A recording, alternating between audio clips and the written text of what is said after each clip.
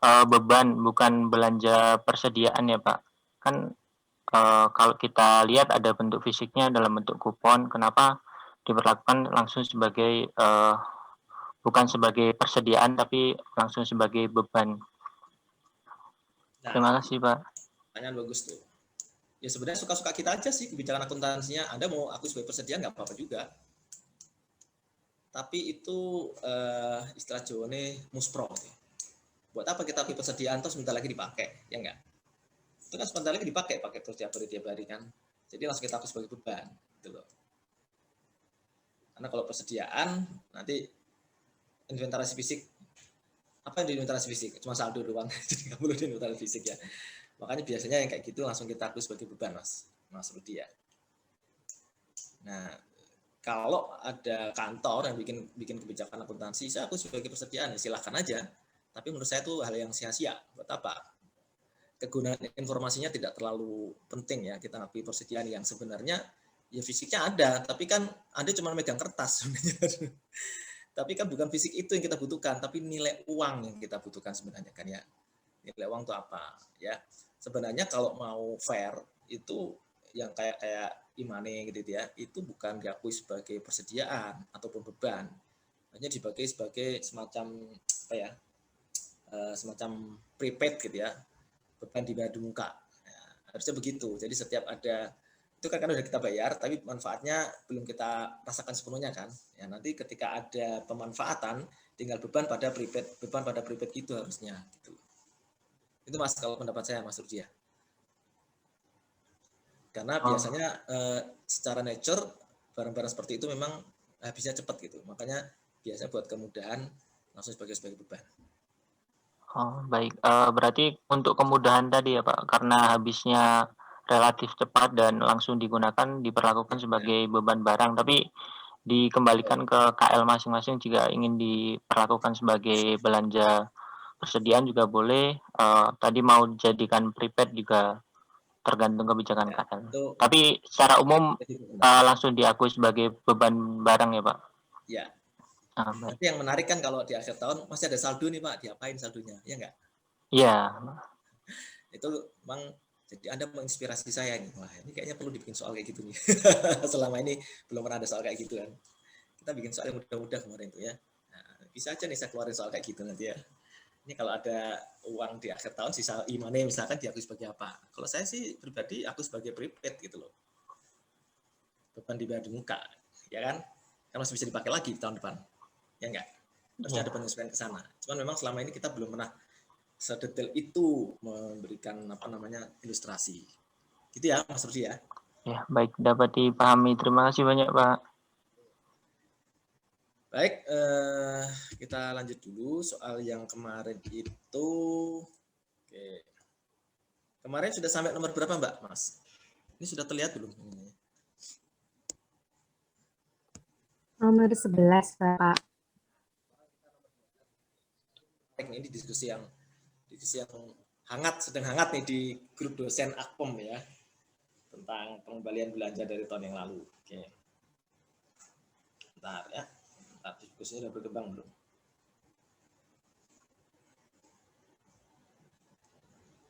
Bab 5 jurnal akuntansi belanja. Oke. Ya, ini Mas, Mbak.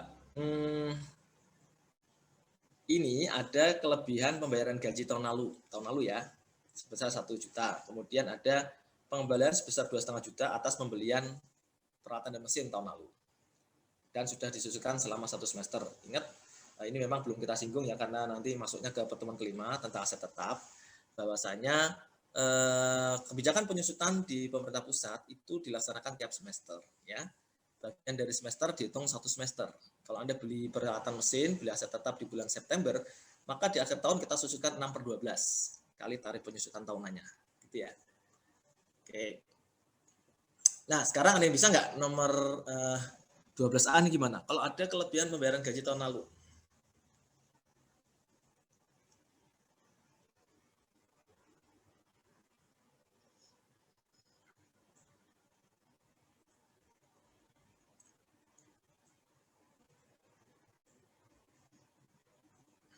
Ayo. ini kan diterima bukti setor, berarti uangnya sudah diterima di kas negara ya. Kelebihan pembayaran gaji tahun lalu. Ini sebenarnya sudah ada loh di materi APOM 1. Ya, kalau diterima uang di kas negara, debitnya apa? Beban gaji, Pak. Diterima uang kok beban gaji? Beban gaji mah ngeluarin duit. DKEL mungkin, Pak. Di del, terima uang tuh di del ya. Ya, terima uang tuh di del. Oke. Terus kerjanya apa? Koreksi ekuitas. Ini kalau sebenarnya di PSAP-nya tuh lagi direvisi, sedang direvisi. Tapi kita masih mengacu ke jurnal PMK 212, jurnal ini kelihatan nggak? Ini kelihatan nggak, Mbak, Mas? Yang PMK 212? Enggak ya? Enggak, Pak. Enggak kelihatan, Pak. Nggak kelihatan ya, jadi share screen-nya salah. Bentar ya.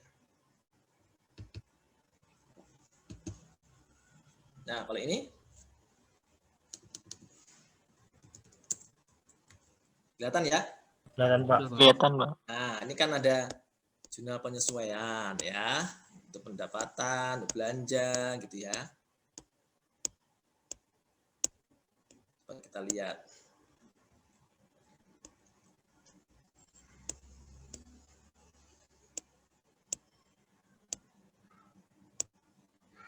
Ini saya pengen lihat dia masih konsisten nggak di PMK, apa namanya di PMK ini ya.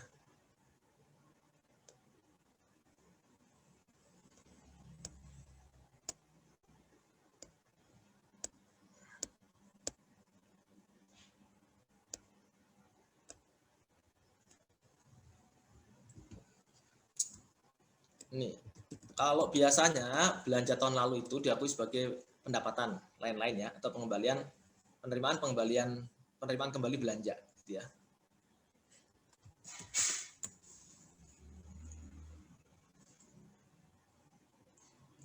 Ini ya.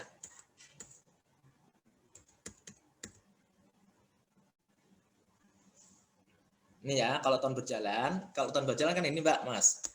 Detail pada beban, detail pada belanja. Oke. Nah, kemudian kalau tahun anggaran yang lalu ini ya, detail pada PNBP lainnya. Detail pada PNBP lainnya. Nah, sebenarnya ini adalah ranah kebijakan murni ranah kebijakan pemerintah. Si KSAP sendiri itu sekarang lagi merumuskan revisi PSAP mengenai koreksi. Bahwasanya ini tidak dianggap sebagai koreksi atas kesalahan belanja, tapi dianggap sebagai transaksi murni biasa. Tiap tahun pasti ada aja belanja yang kelebihan, terus di-store kembali. Jadi kalau di PSAP yang baru nanti, dia akan mengatur terserah pemerintah istilahnya gitu. Itu merupakan penerimaan kembali belanja, tapi terserah pemerintah mau treatmentnya sebagai apa, kan gitu loh. Tapi di jurnal ini, di jurnal PMK 212, itu diakui sebagai PNBP lainnya. Nah, PNBP lainnya kan kelompok besarnya nih, ya. Itu kelompok besarnya. Ya, di bawahnya tuh sebenarnya akunnya adalah penerimaan dari pengembalian belanja tahun anggaran yang lalu, gitu ya. Ini yang ingin saya tekankan situ ya, Mas, Mbak. Nah, sehingga teman-teman semua, kalau kita melihat dari PMK tadi itu, maka di sini ini kalau Anda misalkan nyatat sebagai PNBP lainnya boleh, atau penerimaan kembali belanja apa nih? Belanja barang ya, belanja pegawai ya. Kan gaji ya, tahun anggaran yang lalu. Ya. Ini jurnalnya, ya. Ini baik di akrual maupun di kas, jurnalnya sama seperti ini. Ya. Untuk yang pengembalian gaji tahun lalu. Ya. Nah, ini sebenarnya di sini yang KSAP nggak mau ngatur detail gitu ya. Terserah pemerintah mau kebijakannya gimana. Ya. Kalau di PSAP yang sekarang kan langsung nyebut sebagai pendapatan kan, dia nggak mau nyebut itu lagi, terserah pemerintah. Ya. Berarti pemerintah masih memutuskan ini sebagai pendapatan PNBP, ya nggak masalah kan, jadi masih jadi pendapatan PNBP gitu ya. Sebenarnya sih kalau menurut saya harusnya di jurnal akrualnya ini ya, di jurnal akrual ini harusnya jangan penerimaan kembali tapi koreksi ekuitas karena dia mengoreksi beban, kan harusnya begitu. Tapi tadi di PMK 212 seperti teman-teman lihat di bab 5 tadi itu kan masih ngaku sebagai PNBP lainnya ya. Nah, kita ikutin dulu nih posting rule dari PMK 212. Oke, clear ya Mbak, Mas? Yang 12A ini ada pertanyaan nggak?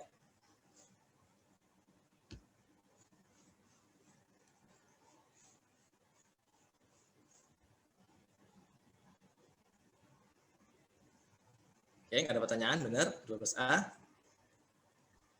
Oke, sekarang yang 12B. Gimana kalau ada pengembalian tapi bukan belanja pegawai, tapi belanja modal? Karena kita ke tahun kemarin beli peralatan yang nilainya memenuhi batas minimum kapitalisasi. Berarti kita harus sebagai aset tetap dong tahun lalu, ya enggak? Kalau ada pengembalian seperti itu, maka kita di jurnal akrualnya bukan diakui sebagai penerimaan kembali belanja, tapi sebagai koreksi atas nilai aset yang kita akui. Ya, di sini di DEL ya ada peralatan dan mesin. Karena kan tahun lalu kita ngambil peralatan dan mesin kan ya Mbak, Mas. Nah, sebesar berapa? Aduh, salah di tab ya. 2,5 juta ya.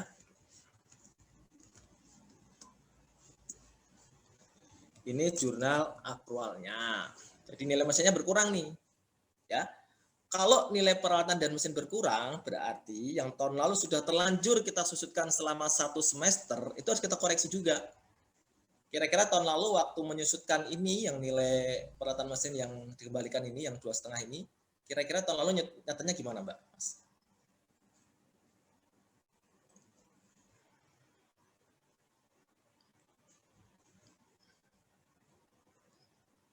Ini kan pencatatan biasa nih, beban penyusutan. Tahun lalu kira-kira menyusutkannya. Mencatat, mengakui beban penyusutannya itu seperti apa tahun lalu? Itu kan pelajaran pengantar akuntansi itu Mas. Ayo kira-kira gimana tahun lalu? Ya silakan. Beban penyusutannya bertambah ya Pak? Tahun lalu ya? Iya. Tahun lalu ya Mbak. Tahun lalu beban penyusutan, debit, kreditnya apa? Akumulasi penyusutan. Ya, akumulasi penyusutan itu tahun lalu ya. Karena ketahuan ternyata kita overstated atas nilai peralatan mesin sebesar 2,5 karena uangnya dikembalikan ya. Maka peralatan mesin kita koreksi 2,5 juta. Betul nggak? Halo? Betul nggak? Nah, karena peralatan mesin kita koreksi, penyusutannya pun kita koreksi juga gitu ya. Berarti kita mengoreksi beban tahun lalu. Mengoreksi beban tahun lalu, maka di sini karena ada uang kas masuk ke kas negara di DEL bentar ya. Bentar, ini yang lanjutan ini dulu ya Mbak. Lanjutan ini di buku besar kasnya adalah di DEL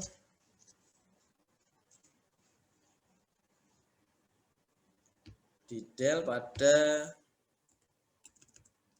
pendapatan ya, penerimaan kembali belanja, penerimaan kembali belanja modal tahun anggaran yang lalu. Ya, sama ya, ini 2,5 juta ya Mbak, Mas. Ini jurnal akrual, jurnal kasnya ini ya, sama. Kemudian ketambahan lagi untuk menyesuaikan penyusutan, yaitu kita mengakui ya mendebit akumulasi penyusutan, akumulasi penyusutan dari peralatan dan mesin ya. Peralatan dan mesin ya. Kreditnya apa Mbak, Mas?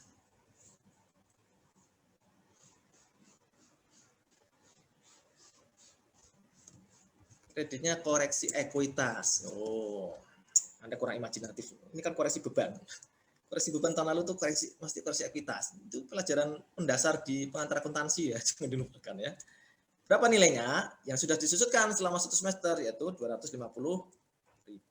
Ini ya Mbak, Mas. Oke, ini biar nggak bingung, ini masih sama dengan yang atasnya 2,5 juta. 2,5 juta ya. Oke, any questions please? Izin bertanya Pak. Silakan, siapa ini? Mas Alivio, monggo. Itu kan yang dikoreksinya itu bebannya yang disusulkan selama 1 semester. Kalau maksudnya kan itu dari beban penyusutan tahun lalu, itu gimana kita tahunya kalau dia itu baru disusutkan 1 semester aja kan kok?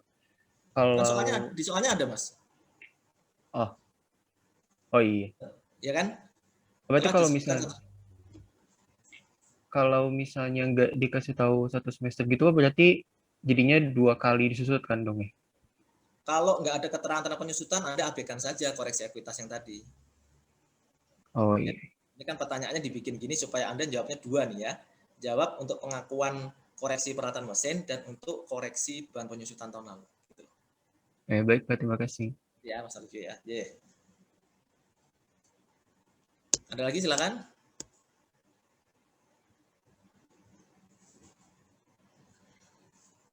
Clear ya Mbak, Mas? Ini kalau ada pengembalian belanja tahun lalu.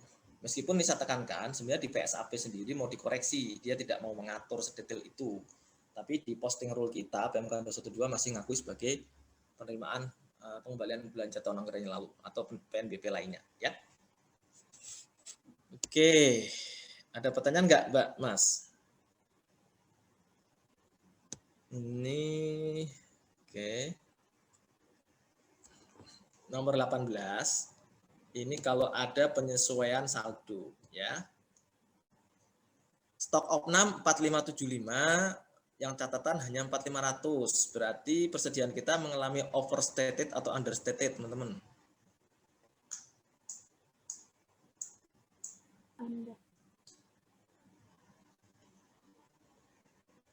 Iya. Understate ya Pak. Understated ya, sehingga kita pertambahkan nih debit persediaan pada beban persediaan 75.000. Ini kebetulan kalau dia koreksinya adalah koreksi dari tahun berjalan ya. Tahun berjalan seperti ini. Tapi kalau dari catatan tahun lalu misalkan mengalami understated ya, maka jurnal kita adalah mendebit persediaan, mengkredit koreksi ekuitas. Gitu ya, Mbak, Mas. Pokoknya kalau udah tahun lalu itu maksudnya ke koreksi ekuitas sebenarnya. Maka saya sebenarnya nggak setuju kalau di jurnal akrual pengembalian belanja yang di luar belanja modal ya, itu dianggap sebagai pendapatan. Di akrual harusnya sebagai koreksi ekuitas saja gitu. Biar konsisten semua beban itu ya di akrual jadi koreksi ekuitas gitu loh. Baru nanti di di jurnal kasnya memang mau nggak mau harus dianggap sebagai pendapatan meskipun itu agak aneh gitu ya. Ya, tapi enggak mau gimana lagi, karena kalau dihapus sebagai koreksi belanja, masa mau ngoreksi belanja tahun berjalan, berarti akan menambah pagu dong. Masa tahu-tahu pagunya bertambah gara-gara ada pengembalian belanja tahun lalu, kan nggak pas.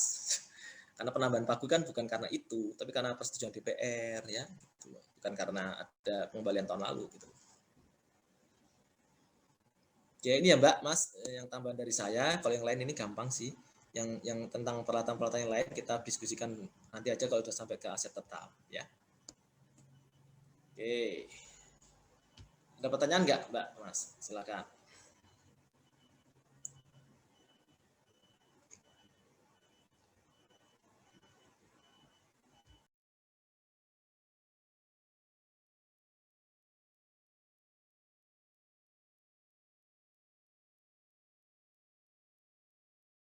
Pak,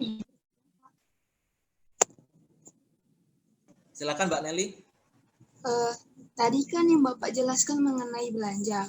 Kalau sekiranya ada pengembalian atas pendapatan yang lebih gimana Pak? Ya, kan udah kita bahas dulu di siklus di pertemuan kedua ya. Kalau ada pengembalian pendapatan berarti mengurangi realisasi pendapatan tahun berjalan. Apapun nama pendapatannya sekarang ya. Mau dia pendapatan pajak, mau dia pendapatan bukan pajak, pendapatan hibah, mau tahun berjalan, mau tahun lalu, dia akan mengurangi pendapatan tahun berjalan. Ya. Jadi kita akan mendebit pendapatan, mengkredit detail kan gitu. Nah, dalam hal di DIPA kantor tersebut tidak tersedia, maka kita pakai SAL. Ya, sisa anggaran lebih. Kalau pakai SAL, maka KL tidak perlu mencatat. Karena itu dicatat oleh BUN. Itu ya, Mbak, Mas. Kalau KL kan mungkin penerimanya tidak serutin penerimaan pajak ya, yang tiap tahun selalu ada. Jadi belum tentu ketika dia ngembaliin belanja pendapatan tahun ini, saya belum ada realisasi pendapatan tahun ini gimana dong? Masa mau kita minuskan nggak kan? Ya, makanya pakai SAL. Kalau pakai SAL cukup dicatat oleh BUN. Tapi kalau pajak kan tiap tahun pasti ada, ya enggak? Tiap tahun pasti ada. Karena jelas wajib pajaknya. Itu ya Mbak Nelly ya, dan teman-teman ya. Makasih Pak. Yeah. Silakan ada lagi Mbak, Mas.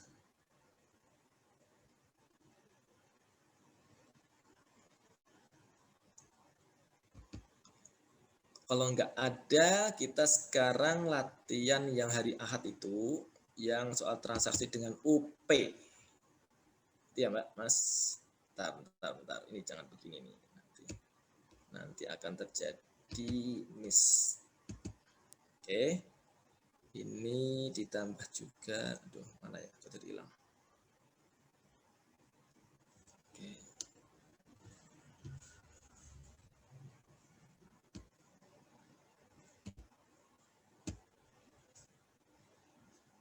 Hilang. Mana ya?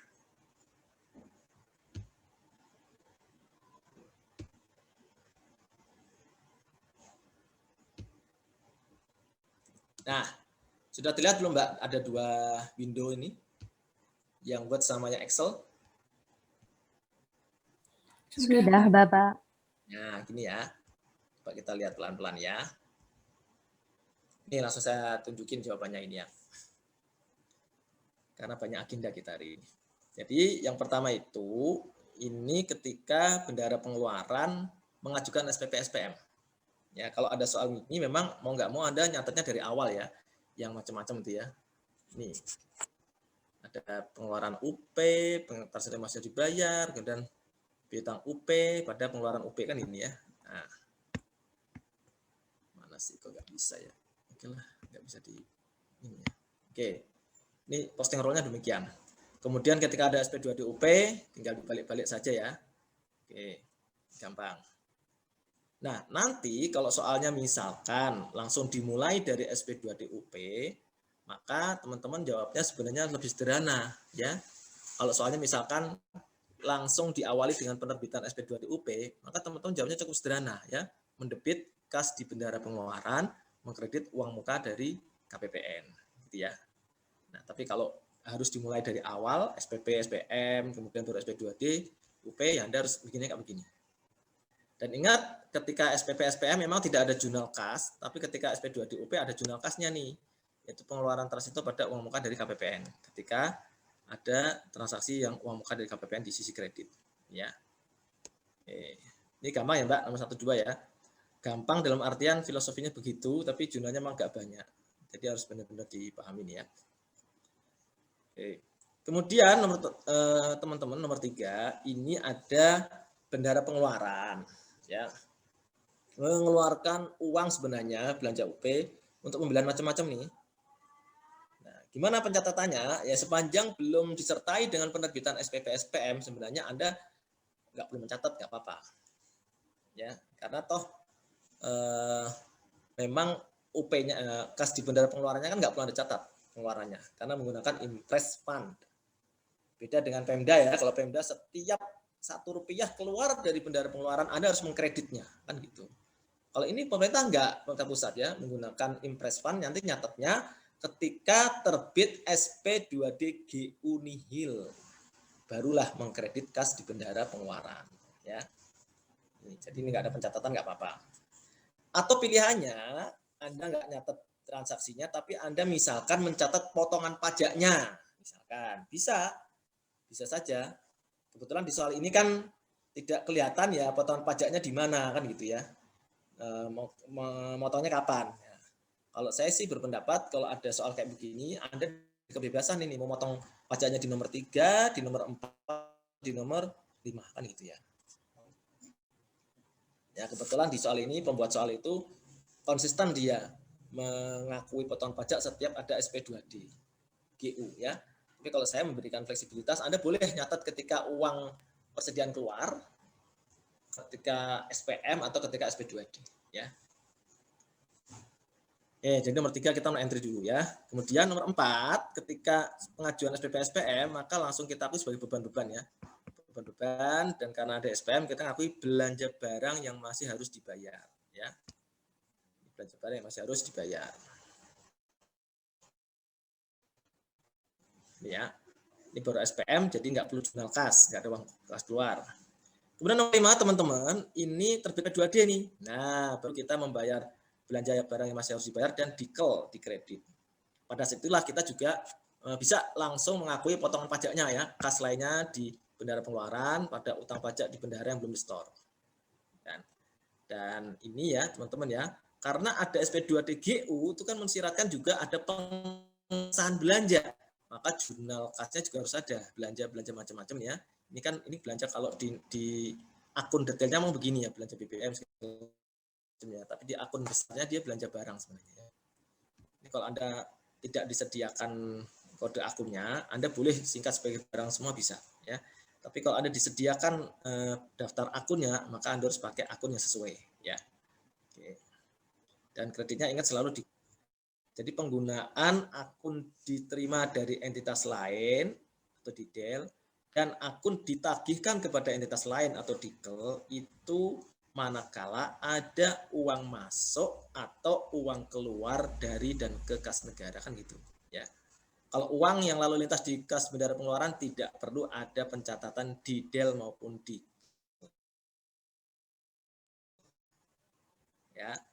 Didel itu intinya kalau ada uang masuk didel ke kas negara, ada uang keluar dari kas negara dikel. Kalau uang keluar masuk kas bendara pengeluaran hanya nyatet di awal tahun dan di akhir tahun ketika SP2DGU nihil. Udah itu top. Ya. Ada pertanyaan nggak sampai sini dulu? Silakan.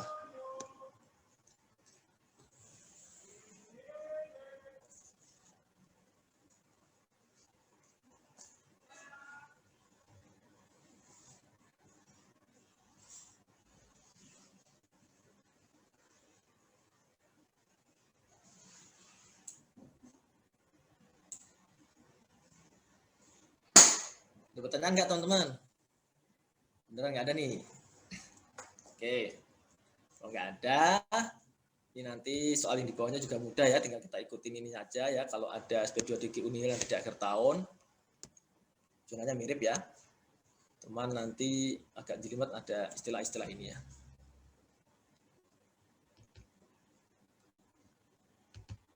Oke, nanti saya share ini kode jawabannya buat teman-teman belajarnya.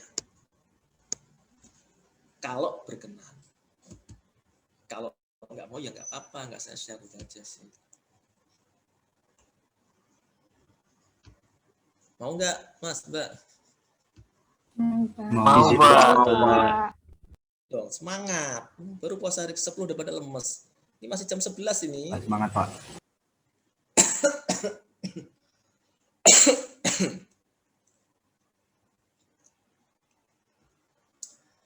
Oke, coba Anda sekarang cek teman-teman ya. Cek di LMS soal diskusi kelompok udah muncul belum?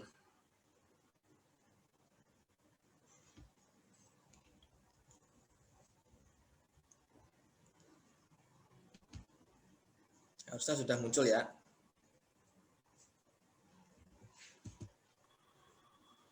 Sudah muncul, Pak. Ya, Sudah, Pak. soalnya kan seperti ini ya, Mas, Mbak. Nah, ini ada 23 ayat jurnal. Nanti Anda kerjakan secara kelompok, tapi masing-masing nanti mengumpulkan ke LMS ya. Tapi dikerjakan secara kelompok. Yang Anda perhatikan, kalau ada ini soal komplitnya. Jadi ada dokumen DIPA-nya, kemudian ada neraca awal tahun, ya. Kemudian ada informasi calegnya, dan ada kebijakan akuntansi. Jadi ini informasinya penting semua, jadi Anda harus baca. Ya. Jadi cara kerjanya, kalau Anda pengen cepat ya kelompok itu, Anda langsung bagi nih, masing-masing kerjakan transaksi nomor berapa. Baru setelah itu direkonsiliasi, digabung. Oke, saya ngerjain ini, jawabannya kayak gini, gimana menurut teman-teman? Nah, biar cepat ya, jangan melototin satu soal di garap rame-rame, itu lama. Nah, tadi saya udah pengalaman di kelas sebelah tadi seperti itu, ada nggak selesai, ada yang nggak selesai ya. Tapi dibagi aja langsung, misalkan 4 soal atau 5 soal masing-masing orang ya. Nanti terus digabung. Bener nggak jawaban saya begini? Itu. Nanti saya kasih waktu 45 menit buat diskusi kelompok di breakout room. Mengerjakan ini ya. Terus nanti saya panggil kelompoknya untuk menjawab soal-soal yang saya pilih. Saya nggak akan bahas semua karena ada hal-hal yang transaksinya berulang yang sudah kita bahas sebelumnya. Tapi saya akan pilih transaksi-transaksi yang mungkin belum banyak kita diskusikan. Gitu ya, Mas, Mbak. Jadi tolong di sini perhatikan di sini misalkan kita di sini ada di neraca itu kas di bendara pengeluaran ya. Ini pasti temennya di kredit ada uang muka dari KPPN. Pasti percaya deh, tuh kan ada kan. Jumlahnya sama. Kemudian kalau ada kas lainnya di bendara pengeluaran, maka pasti temennya di situ ada utang pajak bendahara yang belum disetor atau utang kepada pihak ketiga lainnya. yaitu dari belanja yang sudah disahkan tahun lalu tapi uangnya masih di bendara pengeluaran. Gitu ya. Nah, ini pasti ada keterangan, pasti penjelasannya sama ya. Jadi benar-benar perhatikan ini ya Mbak, Mas, informasi di neraca awal. Dan ingat, ini adalah satker di KL, bukan di BUN. Sehingga jurnal anggarannya akan beda dengan yang ada di BUN. Jadi harus hati-hati ya. Oke, jelas ya Mbak, Mas? Nah, ada pertanyaan dulu nggak sebelum saya bagi breakout room-nya?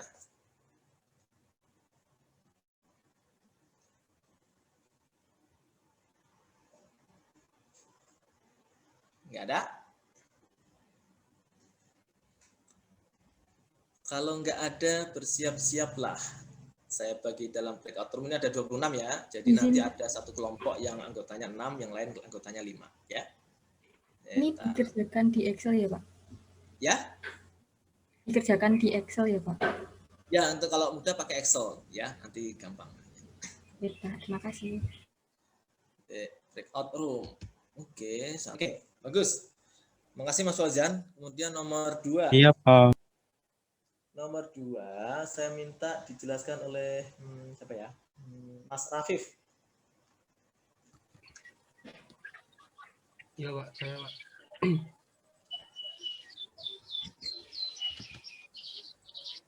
Ini nomor 2 soalnya apa Mas? Nomor 2 itu menyetorkan uang PNBP yang diterima tahun 2019.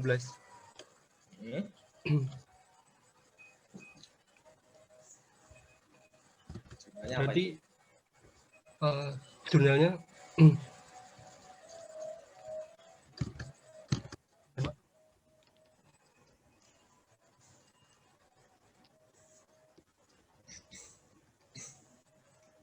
di debitnya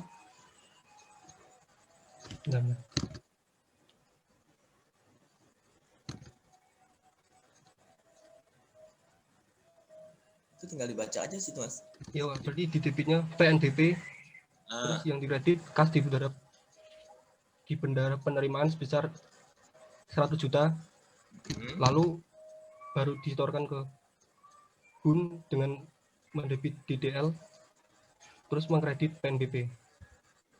Ya, terus lalu ada jurnal BPKAS itu di debit DDL, di kreditnya PNBP. Ya, bagus Mas Rafif ya. Ya. Jadi, kalau ada uang PNBP dari tahun lalu belum disetor, itu artinya kita tidak lagi perlu mengakui pendapatan PNBP tahun ini. Kenapa? Karena secara akrual sudah diakui tahun sebelumnya. Jadi di sini kalau teman-teman ringkas tuh jurnalnya ya, itu jurnalnya sebenarnya nomor 2 di akrual bisa diringkas menjadi debitnya di DDL, kreditnya kas di bendahara penerimaan. Betul nggak? Ya. Ya, cuman posting row yang ada di PMK 212 itu seperti ini ya 2 kali. Padahal kan sama aja diringkas selesai kan. Nah itu mohon yang nomor 1 itu Mas, Mbak, kelompok 1, estimasi pendapatan bukan pajak yang dialokasikan sisi kredit ya. Jangan disamakan dengan sisi debit, nanti takutnya ketukar, bingung kan. Yang 100 juta itu, yang angka 100 jutanya aja yang digeser. Nggak apa-apa, itu nggak apa-apa di situ. Angka 100 jutanya aja yang digeser. Digeser sebelah kanannya. Itu nomor 3 soalnya apa Mbak, Mas? Terbit SP2D UP ya? Nomor 3, bendahara pengeluaran menyetorkan sisa uang persediaan. Oke. Jurnalnya uang muka dari KPPN, di debit, kreditnya kas di bendahara pengeluaran. 50 juta. Jurnal kasnya gimana Mbak? Ada nggak jurnal kasnya? Jurnal kasnya nggak ada. Yang benar. Kalau terima, jurnal kasnya ada tuh. Kalau kita kembalikan jurnal kasnya apa? Itu harusnya jurnal kasnya uang muka dari KPPN di debit, kreditnya penerimaan transito. Penerimaan atau pengeluaran? Atau penerimaan? Penerimaan ya? Karena dia terima memang. Iya, penerimaan. Kalau pengeluaran UP kan yang SP2D UP-nya kan di kasnya kan pengeluaran UP pada uang muka dari KPPN ya gitu ya. Ya, ini penerimaan karena balik uangnya. Oke, bagus. Berikutnya, satu lagi kelompok 2.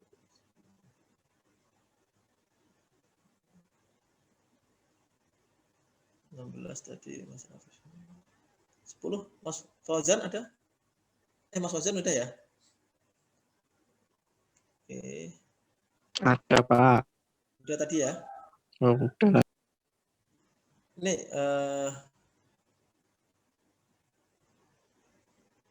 Mas Kelvin. Hadir, Pak. Ya, silakan. Jadi transaksi nomor 4 itu Satker membayarkan belanja pemeliharaan, uang perjalanan dinas, dan uang transport dari kegiatan tahun 2019. Bendahara juga menyetorkan potongan pajak tahun 2018. Jadi jurnalnya itu BB akrualnya, utang kepada pihak ketiga lainnya pada kas lainnya di bendahara pengeluaran sebesar 350 juta. Terus utang pajak bendahara pengeluaran yang belum disetor pada kas lainnya di bendahara pengeluaran sebesar 6.750.500. Ya, dan ya. Ini kenapa di jurnal kas nggak ada, Mas? Karena itu melibatkan pihak ketiga, ya, Pak. Karena melibatkan pihak ketiga. Bukan itu alasannya. Kenapa jurnal kas nggak ada? Karena yang ada kebun, Pak. Ya. Gimana kelompok 1? Yang Karena kebun. Karena itu langsung ke kebun, Pak. Oh. Karena ini kan ada yang nggak kebun.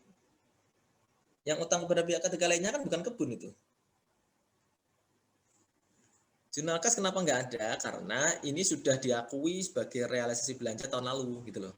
Ya, ini kan sudah disahkan jadi belanja tahun lalu, cuman uangnya belum nyampe ke yang berhak. Ya, jadi istilahnya uangnya dititipkan ke bendahara pengeluaran. Jadi nggak perlu lagi jurnal kas, karena nggak perlu ada pengakuan realisasi belanja lagi. Gitu ya, Mbak, Mas. Itu filosofinya ya. Jadi uang titipan. Baik, Pak. Oke, terima kasih kelompok 1 ya. Kasih aplaus dulu buat kelompok 1. Ya. Saya stop share ya, Pak. Ya, makasih Mbak Syafira. Ya, baik, Pak. Sekarang saya pilih-pilih aja yang belum transaksinya yang masih belum kita bahas ya. 4, kemudian oke, sekarang nomor berapa ya? 14 dan 15. 14 dan 15 minta tolong kelompok 4. Ya, atau kelompok 4 deh.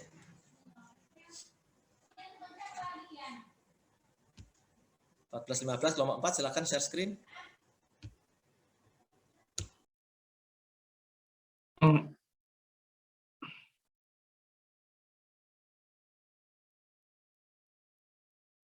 Pak, izin share screen, Pak. Ya, silakan. Mas siapa Yuan ya?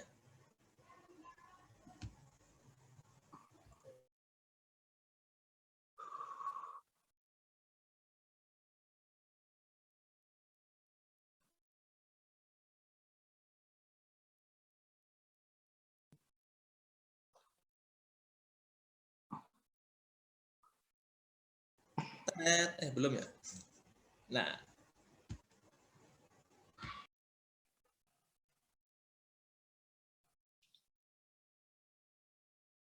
Maaf, Pak. Excel kami terpisah-pisah, Pak. oke, nggak apa-apa. Ini nomor 14-15 ya, Mbak, Mas? Ya, Pak. 14-15, bentar. 14 tadi soalnya apa ya? Mendapatkan mengajukan revisi DIPA. Oke. Nomor 14, minta tolong dijelaskan oleh nomor 6, Mas Divi.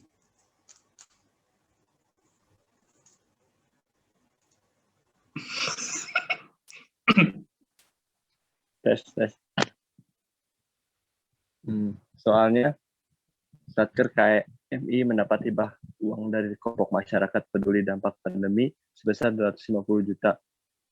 atas pendapatan hibah ini, Satker mengajukan revisi DIPA dengan menambah pagu belanja bantuan sosial. Jadi jurnalnya estimasi alokasi sama pada allotment. Ini ingat ya Mbak, Mas, ini jurnal anggaran untuk DIPA itu single entry ya. Nggak bisa teman-teman pasangin kayak begini. Kayak gini orang lihatnya jadi double entry ya. Lagi debit kreditnya juga salah tuh. Estimasi pendapatan hibah atau pendapatan apa nih? Sebenarnya begini ya. Kita nggak boleh mengestimasikan pendapatan hibah di KL itu. Paling yang bisa kita revisi adalah pagu belanjanya. Ya. Pagu belanjanya berarti kan allotment nih ya. Allotment belanja apa? Tergantung di soal itu nanti belanjanya buat apa tuh Mas Hibah? Buat apa? Tahu nggak nih? Dampak pandemi ya. Berarti belanja bansos ya. Nah, di sini harusnya di sisi debit single entry allotment belanja bansos. Baik di jurnal akrual maupun jurnal kasnya. Gitu ya, Mas. Baik, Pak. Kelompok 4 ya. Jadi nggak ada estimasi pendapatan hibah karena hibah kan punya Sibun. Nggak boleh dingakui target pendapatan hibah ya. Jadi hanya allotment saja di sisi debit single entry allotment belanja bansos 250 juta. Itu baru kalau merevisi DIPA-nya. Tapi sebelumnya kan dia juga terima uang nih. Terima uang nih. Kira-kira ketika terima uang tuh jurnalnya gimana? Ayo Mas Zakwan.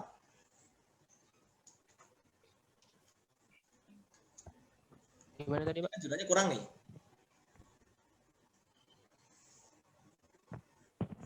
Gimana tadi, Pak? Saat menerima uang gitu.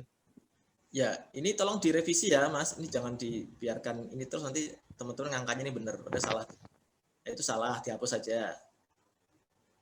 Ya, terus ya allotment belanja bansos. Oke. Itu kan nggak ada ya. Oke, kan single entry. Ini karena kita merevisi DIPA. Tapi sebelum merevisi DIPA, kan kita udah terima uang duluan nih. Kita ngakui dulu ketika terima uang, jurnalnya gimana.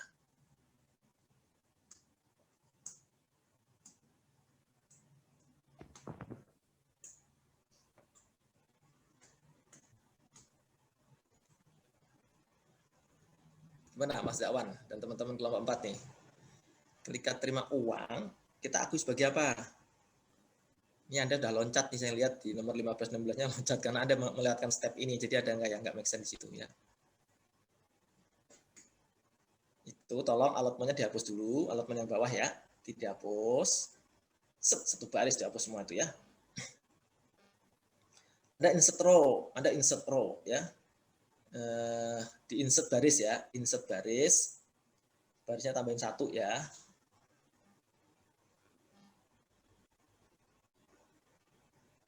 Barisnya tambah 1, Mas, Mbak. Izin Pak, ulangi Pak. Kurang paham Pak. Insert row, insert baris. Oh iya Pak, siap Pak. Ya, tinggal di blok. Nah, insert loh. Itu angka 250 hapus aja tuh, bikin bingung aja ya. Udah, selesai kan? Satu lagi. Ini kurang. Karena kan double entry ini. Ya.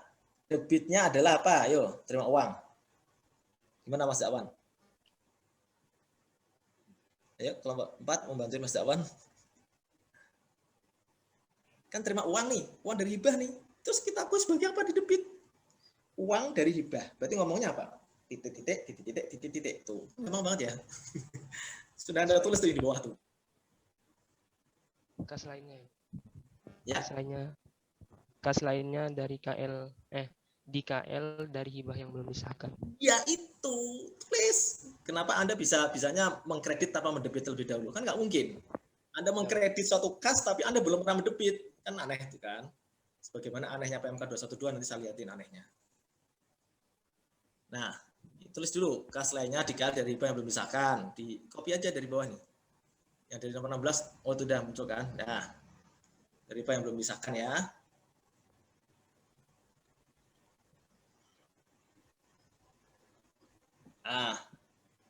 Nah, kreditnya apa? hibah langsung yang belum disahkan. Yes, hibah langsung belum disahkan.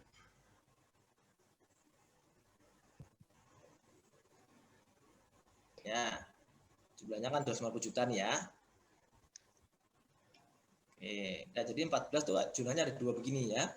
Kita terima uang, harusnya jumlah ini dulu, baru kita merevisi DIPA-nya, allotment belanja bansos, kan harusnya gitu. Oke, debit kreditnya ya Mas. Itu baru debitnya doang, kreditnya nggak ada. Nah, oke, makasih. Kemudian nomor 15. Mohon dibacakan, dijelaskan oleh Teret Mas Torik. Mana Mas Torik? Nomor 15 soalnya itu Satker mengajukan surat perintah pengesahan hibah langsung atau SP2HL kepada KPPN. Jadinya nanti ngantrinya pendapatan hibah yang belum disahkan pada debit dan pengesahan hibah pada kredit. Sudah terbit belum surat pengesahannya? Itu belum, Pak. Itu baru pengajuan. Pengajuan berarti nggak perlu dicatat, no entry. Oh. Nanti kalau udah terbit SPHL, surat pengesahan hibah langsung, baru ya. Yang kas lainnya tadi nanti disesuaikan ya. Kalau nanti udah terbit terus jadinya berarti nanti kelompok lain biarkan, sabar ya. Oh. Ya udah, Pak. Kelompok ya, lain Pak. Mas ya. Oke, nanti jangan jawab dulu, nanti kelompok lain udah tahu jawabannya ya. Oke, makasih Mas Torik ya, dan kelompok Baik, Pak. 4 ya. Kita kasih applause dulu buat kelompok 4. Ada pertanyaan nggak Mas? Dari kelompok lain ada yang mau nanya nggak? Itu 15 diganti ya, no entry ya. Biar nggak lupa nanti teman-teman ya.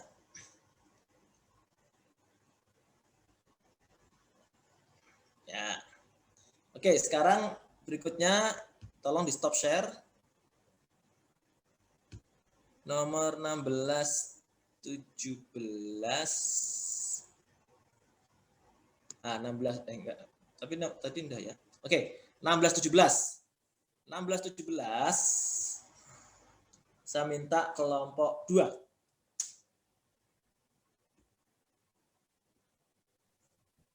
Kelompok 2 ada, kelompok 2 silakan share screen. Ada, Pak. Izin share screen, Pak. Ya. Nomor berapa ya tadi, Pak? 16 17.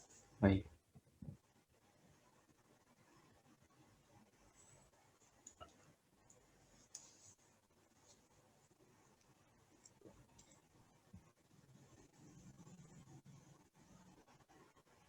Udah muncul ya, Pak? Belum, bentar lagi kali. Ya, betul. Oke, nomor 16 tolong dijelaskan dari kelompok 2 ini oleh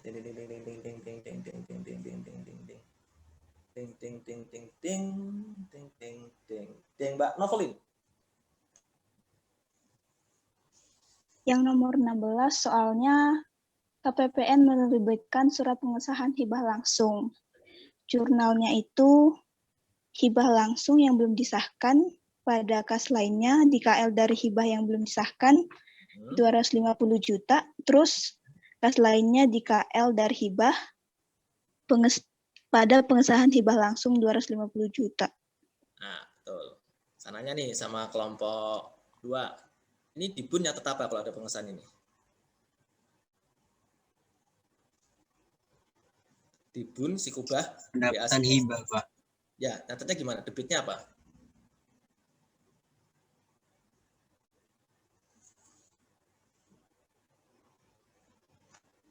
Debitnya di DEL karena dianggap menerima uang kan, disahkan ya. Kreditnya pendapatan hibah ya, baik di jurnal akrual maupun di jurnal kas, gitu ya. Di bunnya seperti itu ya. Ntar kita pelajari setelah UTS itu ya. Oke, nomor 16 gitu ya. Nah, sananya juga nih, pengesahan hibah langsung masuk ke kelompok apa? Teman-teman, kelompok 2.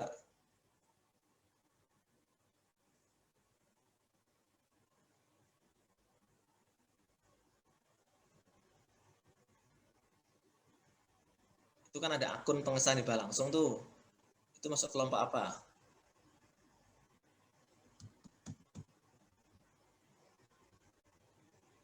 ekuitas Pak? Yes, ekuitas ya, jangan lupa ya.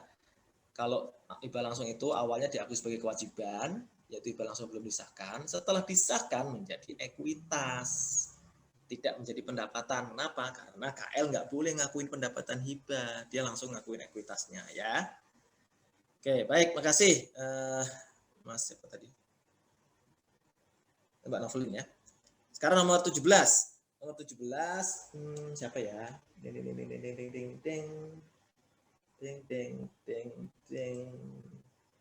Ding ding ding ding ding ding ding ding. Mas Ahmad Irfan, Ahmad Farhan. Ya, Pak. Nomor 17. Sesuai dengan naskah perjanjian hibah, hibah langsung uang diperuntukkan untuk pembelian sembako yang selanjutnya akan diserahkan kepada masyarakat sesuai dengan kriteria yang telah disepakati. Tanggal 4 Mei 2020 diterima sembako senilai 250 juta. Jadi jurnalnya itu Pak, karena diterima persediaan yang belum diregister pada utang yang belum diterima tagihannya. Nah, boleh, bagus nih ya. Langsung diakui sebagai persediaan yang belum diregister, dan karena belum ada SPPS, belum ada ini ya pengesahan belanjanya, ya kita akui sebagai utang yang belum diterima tagihannya, gitu ya. Oke, makasih ya Mas, seperti Mas Farhan. Oke, kita kasih aplaus dulu buat kelompok 2. Yeah. Sekarang nomor berapa tadi lanjutannya? Tadi 17 ya. Nah, sekarang 18-19. 18-19 kelompok 5.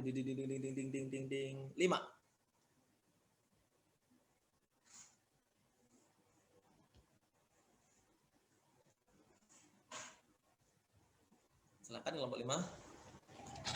Mohon izin Bapak. Ya.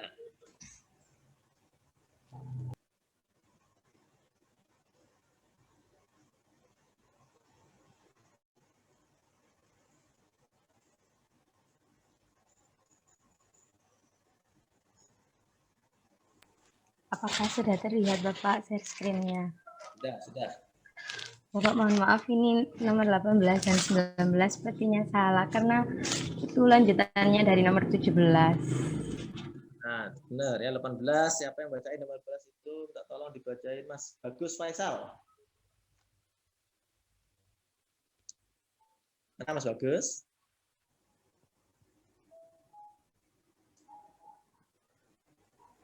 Ya Pak, sebentar Pak.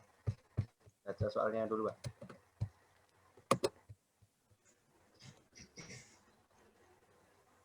Nomor 18 ya Pak? Ya, 18. Satker membuat resume tagihan ke KPPN untuk pengesahan belanja bansos sesuai dengan barang yang diterima pada tanggal 4 Mei.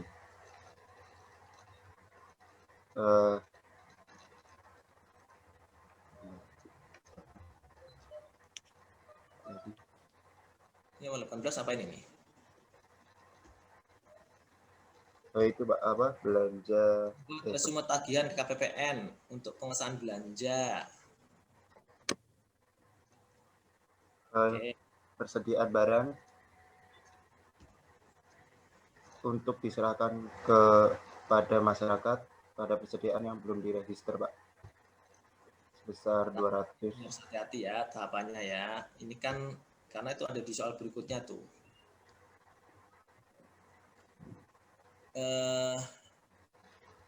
Yang Mas Bagus baca tadi itu untuk menjawab soal nomor 20. Ya. Kalau nomor 18 ini kan baru membuat resume tagihan ke KPPN nih. Ya. Maka jurnalnya itu tinggal membalik yang nomor 17, yaitu yang utang yang belum diterima tagihannya, di debit ya. Kreditnya adalah belanja bansos yang masih harus dibayar.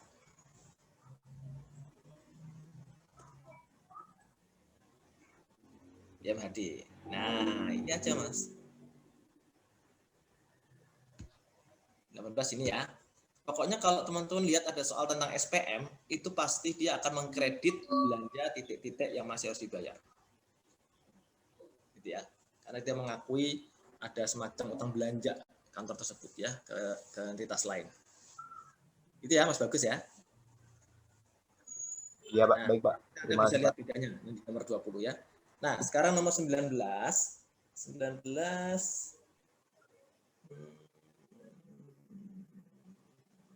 siapa itu ya? Mbak Nabila Ardiani.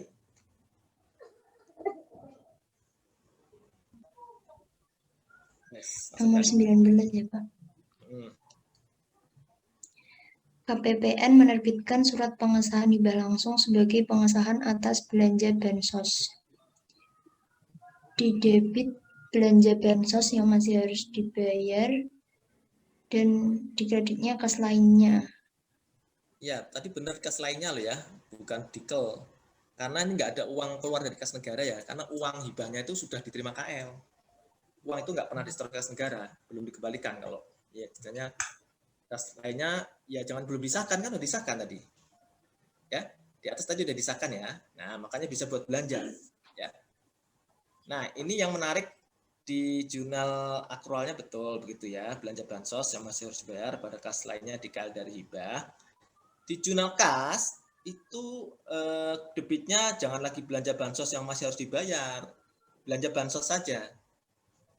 Ya, kalau kata-kata yang masih harus dibayar itu jurnal akrual.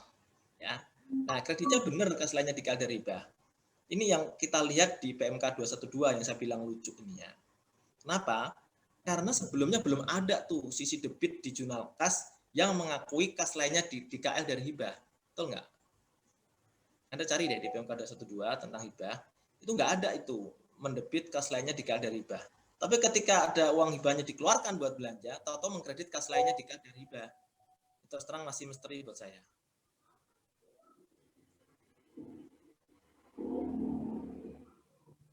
Misteri kan? Ini kan maksudnya harusnya saldo kas ini kan apa ini sebenarnya? Nggak jelas kan ini? Tiba-tiba ada sisi kreditnya di buku jurnal kas, ya debitnya belum pernah ada. Saya juga lagi nyari tadi di PMK 212 nggak ketemu. Tahu-tahu tapi di panduan yang pengeluaran belanjanya seperti ini. Ya nanti kita cari-cari lagi ya Mbak Mas. Saya juga nanti diskusikan sama dosen-dosen lain ini yang hibah gimana sih yang di jurnal kas ya. Sementara ini dulu ya. Baik ya, terima kasih ya kelompok 5. Kalau nomor 20 kita lanjutkan. Nomor 20 tadi adalah sebagaimana yang diutarakan sama Mas Bagus. Satker melakukan pencatatan barang-barang baru Mas ya. Mbak kelompok 5, judulnya nanti baru tadi tuh barang konsumsi atau apa tadi namanya ya. Barang konsumsi pada persediaan yang belum diregister gitu ya. Karena kan di sini diminta dia catat sebagai apa nih? Barang sembako kan? Nah, barang sembako. Kreditnya adalah itu tadi ya. Persediaan belum diregister. Nah, kemudian kalau kita lanjutkan lagi di nomor 21, itu jurnalnya apa? Satker menyalurkan seluruh sembako. Berarti debitnya adalah beban bansos, kreditnya adalah tadi barang konsumsi, ya, barang konsumsi. Ya, betul itu ya. Izin Pak. Ya. Di keterangan CALK itu barang konsumsi itu katanya ATK Pak. ATK ya. Iya Pak. Ini bukan berarti barang konsumsi nggak boleh dipakai buat yang lain. Maksudnya ATK akan diakui sebagai beban konsumsi juga gitu loh. Baik Pak, terima kasih. Ya. Bukan berarti barang konsumsi isinya ATK doang gitu loh Mbak. Ya. Karena di soal ini kan dibilang apa ya? Barang-barang sembako ya. Ini masuk sebagai apa? Coba Anda cari di ini di kode akunnya. Ada nggak tentang barang-barang sembako kira-kira lebih tepat kemana kalau nggak ke barang konsumsi?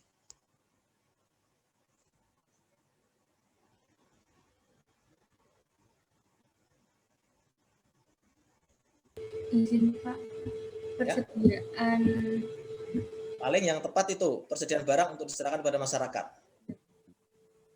ya. Paling itu ya. Diganti aja nggak apa-apa. Barang konsumsi diganti persediaan untuk diserahkan pada masyarakat. Ya. Itu ya Mbak Nimas ya. Oke. Ya, bagus.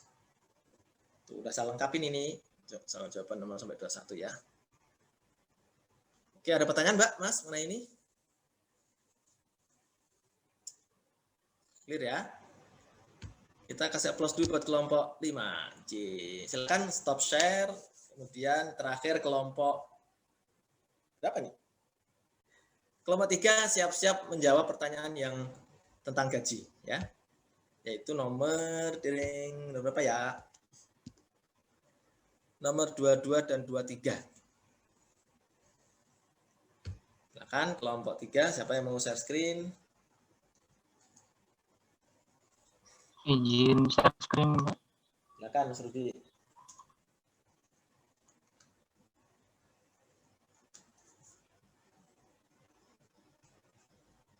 Oke, nomor 22 ini minta tolong dijelaskan oleh nomor absen 4, Mbak Aulia.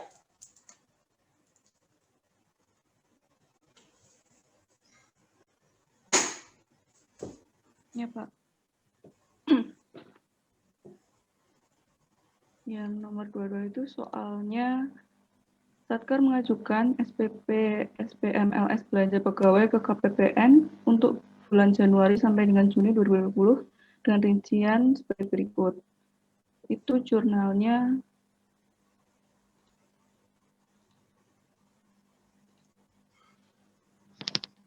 Di soal dirinci ya Mbak antara gaji dan tunjangan. ya, Perhatikan di akun ada nggak sama bukan tunjangan di kode akun? ada kayaknya Pak. Ya harusnya ada rinci ya kelompok 3 Ya. ya. Harusnya di atas Itu itu jadinya gaji bukan bukan tunjangan. gaji pokok PNS. Ya, Nah, sesuai dengan yang disediakan oleh daftar akunnya ya. Bukan apa? Bukan gaji pokok ya namanya. ya PNS. Sama beban tunjangan. Ya. Betul, bukan tunjangan. Terus kreditnya apa Mbak? Belanja yang masih harus dibayar. Belanja apa? Belanja gawai. Tulis belanja pegawai ya. Jangan cuma belanja saja, nanti bingung orang belanja apa nih. Belanja pegawai yang masih harus dibayar. Oke? Ya, Pak. Belanja pegawai YMHD nggak apa-apa juga sih. Oke, bagus nomor 22 jurnalnya ini aja ya. Makasih Mbak Aulia ya. Pak. Nomor 23 Mas Farhan. Tadi kan Farhan, sekarang Farhan. Farhan mana? Nomor 9. Ya, Pak. Silakan Mas Farhan. Nomor 23 ya, Pak. Ya. Nomor 23 transaksinya KPPN menerbitkan SP2DLS untuk pengajuan SPMLS tanggal 1 Juni 2020. Jurnalnya belanja pegawai yang masih harus dibayar pada ditagihkan ke entitas lain sebesar 15.750 pada jurnal buku kas jurnalnya belanja pegawai pada ditagihkan ke entitas lain sebesar 15.750.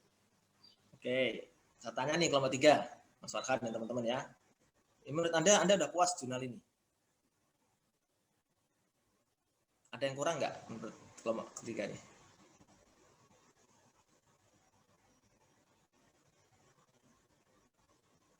Saya nguji aja nih ada kurang nggak gitu aja sih, mantap nggak?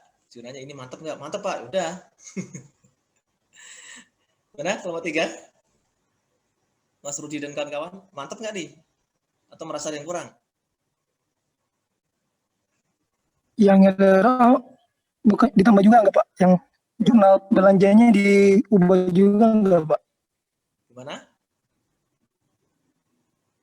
Yang LRA. Kenapa? Yang LRA-nya itu di jurnalnya diubah juga nggak Pak? Yang nomor 23. Jadi belanja pokok gaji PNS. Ya, dirinci nggak apa-apa juga ya, tapi bukan itu dominan tingkat kesalahan, itu sih nggak material ya. ada satu sebenarnya kekurangan. Ya Mas Kurniawan ya. Kelompok lain ada yang bisa nunjukin nggak? Kira-kira kurangnya apa? Ya, silakan dari kelompok lain.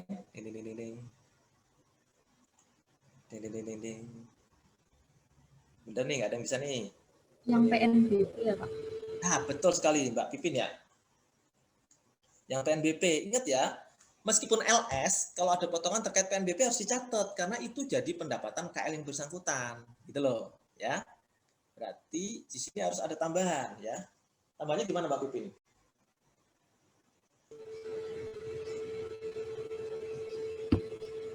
Kas di KL, di benar-benar. Kok kas di KL lagi ngapain? Penerimaan, Mbak. Ini kalau diterima, kan LS langsung masuk kas negara lagi nih.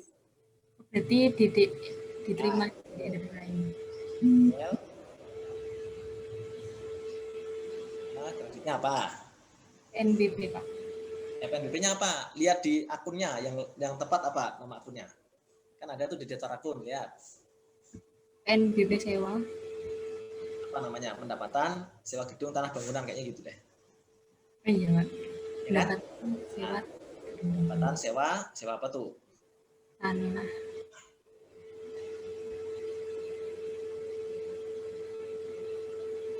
Nggak usah depannya PNBP Mas, depannya tuh pendapatan Mas. Sewa tanah gedung bangunan ya.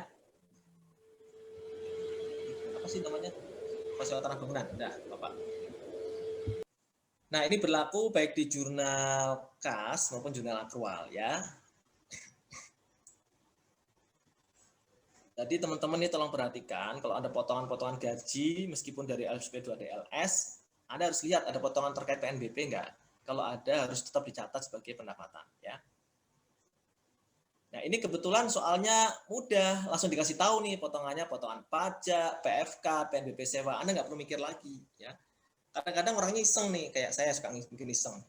Potongannya apa? Saya kasih kode akunnya. Potongan dengan kode akun. Kalau kode akunnya 4111 sekian, itu berarti potongan pajak. Kalau kode akunnya 81 atau 82, itu berarti potongan PFK. Kalau kode akunnya 42 sekian-sekian, itu berarti PNBP.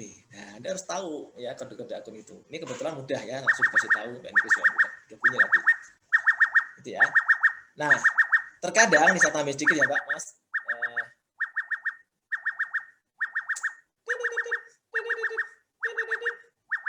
Tumben tepat waktu nih, yang tadi pagi saya jam 10 lewat, belum bunyiin alarmnya. Ya, ini tepat waktu jam segitu ya. Habis ini teman-teman kuliah nggak? Kuliah Pak. Iya Pak. 2 ya? Jam 2, iya. Jam 2. Kadangkala, ini teman-teman lihat di neraca awal, kadangkala di situ ada piutang bagian lancar ya. Bagian lancar TGR, bagian lancar TP, bagian lancar tagihan penjualan angsuran TPA. Kalau ada itu, nanti biasanya pendapatannya itu diakui di kasnya saja, tapi di akrualnya nanti mengurangi bagian lancar yang tadi. Ya, jadi hati-hati kalau ada bagian lancar, karena itu berasal dari piutang jangka panjang yang direklas menjadi piutang jangka pendek, yang penyelesaiannya melalui mekanisme potongan gaji. Ya, kebetulan di soal ini nggak ada saldo awal piutang tersebut, sehingga langsung diakui sebagai pendapatan. Itu ya Mbak, Mas. Nah, sebenarnya ada satu lagi yang belum sempat saya bahas tadi, saya lupa ya, yang soal PPT yang tentang akuntansi persediaan ya. Oke, terserah teman-teman mau dibahas atau enggak. Kalau enggak dibahas ya nanti teman-teman kerjain sendiri atau saya kasih jawabannya saja ya. Itu ada pilihan ganda kan ya? Ada berapa soal itu? 15 kalau nggak salah ya. Saya tadi lupa, harusnya bahas itu dulu ya. Tapi nggak apa-apa, itu mudah sih sebenarnya, teman teori-teori aja. Tapi jangan lupa Anda perhatikan itu ya. Yang tentang persediaan, itu review materi tentang akuntansi persediaan. Baik, upload dulu buat kelompok berapa ini? 3 ya. Oke, terima kasih.